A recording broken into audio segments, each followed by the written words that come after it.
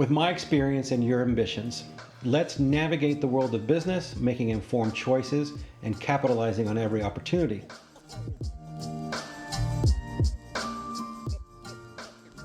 Welcome to episode 5 of Profit or Pitfall. If you've been following me for the last couple of episodes, you saw in episode 3, I walked you through a detailed financial model on a property that my team and I are purchasing, $26 million industrial property out in the Southeast. And I got a lot of good feedback from that video essay. People were very appreciative of what I did. And one of the questions that came back was, how do you do your diligence? And so last week, I walked you through how to write a letter of interest or a letter of intent. And then this week, I decided to walk you through some of the diligence, because that was the other question that came through, was just kind of walk us through what documents are you looking at, what's important to you, what makes you walk away from a transaction. And so I thought this episode would be a great time to just walk you through how to read a preliminary title report for commercial property. When you're buying or investing in commercial real estate, one of the essential documents that you'll encounter is the preliminary title report or PTR. And it really provides some very vital information of the property's title, offering a snapshot of any issues that might affect the transfer or the rights to you as a potential buyer. And it really, the way I look at it, it's kind of like a checkup, like a health checkup. You're ensuring that you are aware of potential hitches that before you sign on the escrow documents and the loan documents, if you're financing it, and you finalize this investment, that you really know what you're buying. And so when you familiarize yourself with these components, you can really confidently navigate the intricacies of a commercial property acquisition. Like I told you last week, this is a complex type of effort. This is not easy. If anybody, I see a lot of, maybe because I'm in commercial real estate, when I'm looking on YouTube, I get a lot of these commercials about how easy it is, and everybody has this system, and it is not. And this is coming from somebody with 30 years of experience. You know, I started out in design, build, construction. I've had 20, 30 employees. I know how things can go wrong. And so when you're getting into commercial real estate, understand that that is a very complex, it's very expensive, but the best thing you can do is to educate yourself and really understand what it is you're doing in terms of being a fiduciary, which is you are going out and you're saying, hey, friend, family, investor, this is why I think this is a good deal. And so this is a very important document because both you as an investor and your investors that are standing behind you really prize clarity and they prize stability. So any factors that introduce ambiguity or loss will impact the perceived value, right? And the attractiveness of a commercial property. So whether you're a veteran to commercial real estate or you're new, parsing this report can be daunting, right? And so my guide here is to provide you a little bit of a walkthrough and understand the purpose of the report. And so a PTR is an offer to ensure the title of a property. And it's often subject to exceptions, but it provides a detailed account of the current status of kind of where things is. So you can find defects, you can find liens or encumbrances that might affect the property. So here I'm actually going to provide you or walk through with you a real preliminary title report. This is actually a deal that I'm working on right now for a client, and I've redacted some of the information just for the sake of privacy, but you will certainly get the gist of what it is we're trying to show you here. And so one is, you'll see here that this can be for a lender or for the buyer. So this could be the title report for either. And then you'll see kind of, in this case, there's a proposed loan amount. This is being financed. I've talked to you about information. You want that contact information, make everybody's life easy, know how to contact people, and then you identify the property. And what you'll find here sometimes, like I mentioned, when you're writing the LOI, is that maybe the flyer, or what you found on LoopNet or Crexy, whatever, or you just drove by the property and it says, 1234 Main Street. But what you'll see here is, it's 1236 through 1238. And those are very important pieces of information to really understand what you're buying, right? So you'll have here is that you'll have the property's legal description. We'll walk through that in a second. But what you'll see here is that you'll have an effective date. And this is very important because you'll know how old the thing is. You don't want to have something that's more than 30 days old. In fact, you may want to have it refreshed as you get closer and closer to the closing date. Make sure nothing else pops up. And you'll see that this form of policy is contemplated for CLTA and ALTA or ALTA. I'll walk through those in more detail in a few minutes, but I just kind of want to walk you through the first couple of pages here. And so what you'll see here is that the estate or interest described for this report is a fee, right? So you can have a description of whether it's a fee simple, a leasehold, etc. And that is important because how banks or bridge lenders or private families will finance this affects the value, right? So you want to make sure that are you actually getting a fee simple interest, or is it a leasehold, right? And then what you'll see here in this section, this was obviously redacted, who owns it right now. So if it says, Bob and Jane Smith are the owners, and then that's what you have in your LOI, and then this report says Marcelo Bermudez, well, why is Marcelo involved in this transaction? How come am I talking to the right person?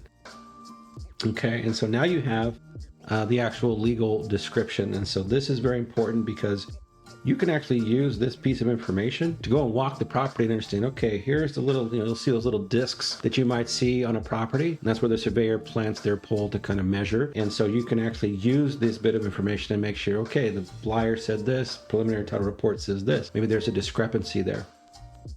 Okay. All right, let's go to the next page here. And so what you'll see here is that there are going to be what are called exceptions. And so this section is crucial because these are issues, claims, or interests that the title company will not cover. And so there's some standard exceptions, general exclusions like the rights of parties in possession or easements that are not shown by public records or encroachments. And then they'll have specific exceptions. And so this could be like unpaid taxes or easements or CC&Rs or other encumbrances. And so if you're not just, some of you are really familiar with commercial real estate. Maybe some of you are new, so I'm maybe walking through some definitions that maybe are obvious, but I'm going to talk about them anyways. And so one is you may see liens. And liens are debts or obligations secured against the property. And it's essential to know if there are any outstanding liens because they need to be cleared before the title can be transferred cleanly. And that's why you want to see the draft closing document to kind of make sure, okay, what is escrow saying? Oh, these things are all being paid off, right? And so if there are tax liens, mechanics liens, or judgment liens, you want to make sure those are being taken care of with the proceeds of your loan, right? You're putting down your equity, your loan, whatever. The seller is getting all that money. Well, you want to make sure that nobody's going to come back and say, hey, I'm the electrician who did all the work in this building. He still owes me $100,000, right? So if a commercial property has an outstanding tax lien or unpaid property taxes, maybe that is something that's going to impact how you finish this transaction. If you're considering purchasing the property as an investment, you want to make sure that it's paid and ensure that it's going to be clean at the end, right? So that can, if there's an issue where, like, for example, maybe the seller says, you know what, I don't have the $100,000 right now. Well, you want to make sure that's taken care of during the escrow process. And so sometimes those situations may take a minute because, I've gone and helped clients where they had some delinquent taxes and we went ahead and took care of it online, but maybe it takes till the end of the month for that to actually post. And so you want to actually get the receipt or something to prove to the title company, like, hey, here's the document. Let's get on a phone. I've got phone numbers directly inside many of the county's property tax divisions with people you build relationships with to say, hey, trying to close this deal. Can you get on the phone? Let's make sure let's get recognized instead of having to wait till the following month where they update their reports and send them out for title or for the county recorder's office to actually remove those liens, etc. Right? Let's see here. See, here is an easement, right? And if you're not familiar with that, an easement grants someone else the right to use part of the property in a specific way, like a utility company. They may need access to a portion of the property, and so you got to understand the scope and implications of that easement. So for example, let's say it's just a commercial lot, right? And the easement grants the utility the right to access a portion of the property to maintain underground cables. And so for you as an investor, this easement might mean that a section of the property cannot be utilized for other purposes. And so that may reduce rental or resale value. Or maybe you're looking at, you know what, I'm going to build a 5-story, 6-story building, and to meet the parking requirements for the city or the county, I got to go down 2 floors to build all this parking. Well, if there's this easement and the utility is sitting somewhere, maybe that affects how you can do the parking. And you may decide, you know what, it's going to be too expensive to relocate all this stuff somewhere else. This particular PTR doesn't have one, but sometimes you'll run into what's called a CC&R, covenant, condition, and restriction. And those dictate how the property can be used. And they might include specific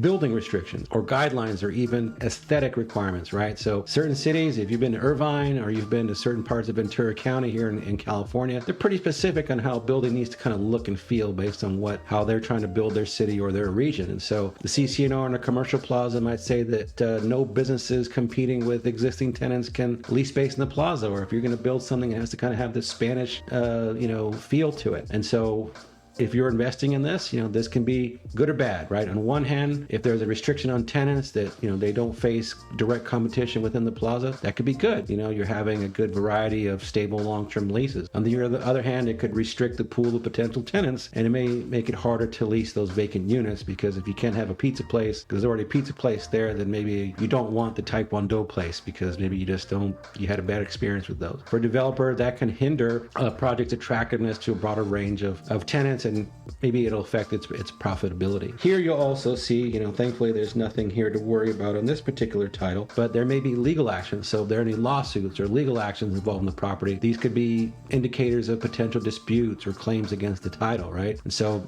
some of them could be more serious. Maybe there's a lawsuit by the neighbor saying that they illegally annexed, a portion of the parking lot. That's a big deal, right? Whereas maybe it's just a lawsuit that has to do directly, it's a civil claim against the owner. Maybe it doesn't affect the property, right? But you want to see those things to figure out if you can really be as profitable as you say you are in your financial model, okay?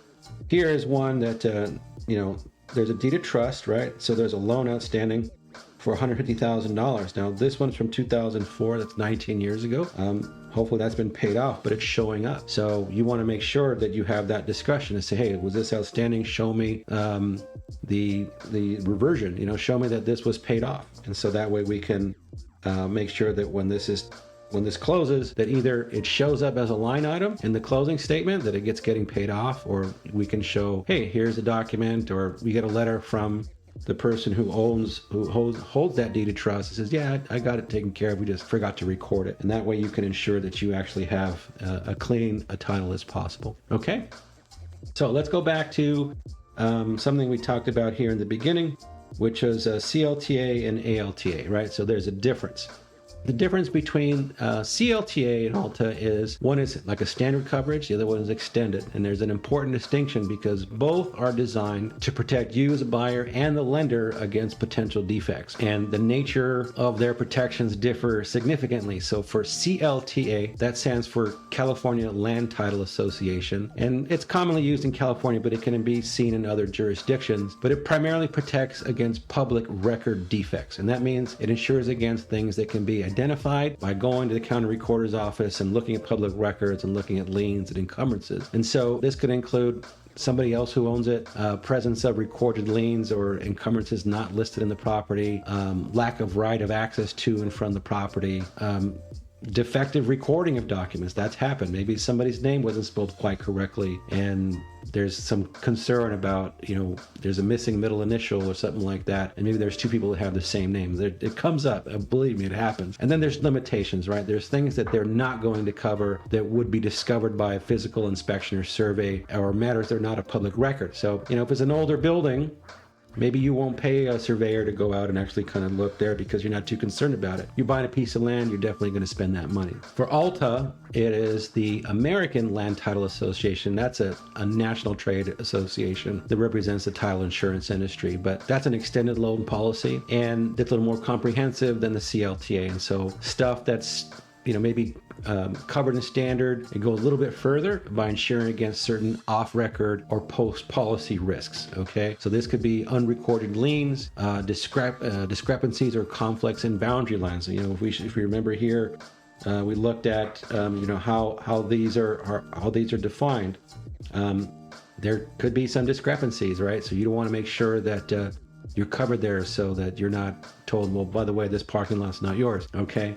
Maybe there are rights of parties in possession that are not recorded in public records. That's a fancy way to say unrecorded leases, right? Maybe there are zoning violations or subdivision law violations, what they call a post-policy risk. Maybe there's structural damage from mineral extraction. They're drilling for oil or pulling something out of the ground. Maybe there are covenant violations on or before the policy date. So these are things that you're going to pay for, and it's maybe worth it.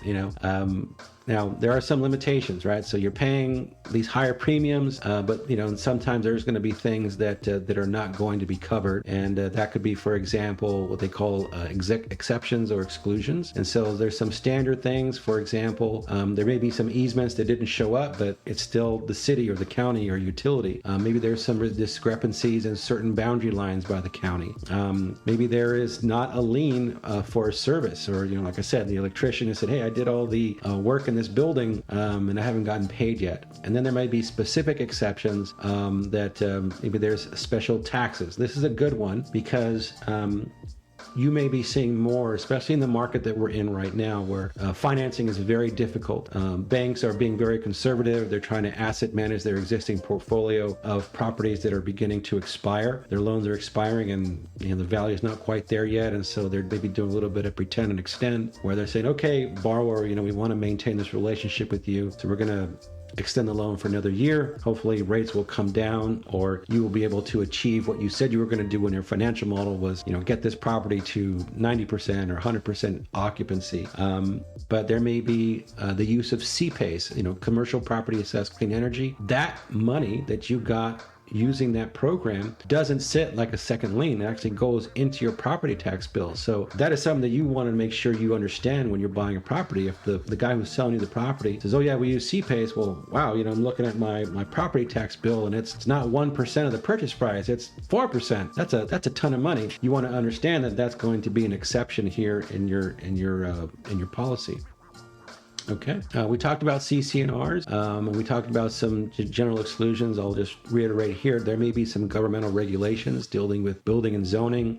You're not covered if there's eminent domain. You may have seen that the city or the county says, hey, we're working with the state of California or whatever state you live in. We want to build a freeway entrance where your property is. And so eminent domain is the process where, they come and they say, here, we're going to offer you this price, and you have to give it up because we're doing this as a public good. Other claims could be from native land in some jurisdictions. There may be some environmental protection laws or regulations that affect the property's use. There may be defects known to the insured but not to the insurer, and they don't always disclose it during the policy application. The title insurance policy may not cover it. And then there's issues arising after the policy date. Those are usually not covered unless a new policy, or they call an endorsement, is issued. So very important to read carefully and understand the exceptions and exclusions, any title insurance policy you consider. And if certain policy exclusions are concerning, it's sometimes possible to negotiate with the title insurance company. Either you got to purchase an additional endorsement to cover specific risks, or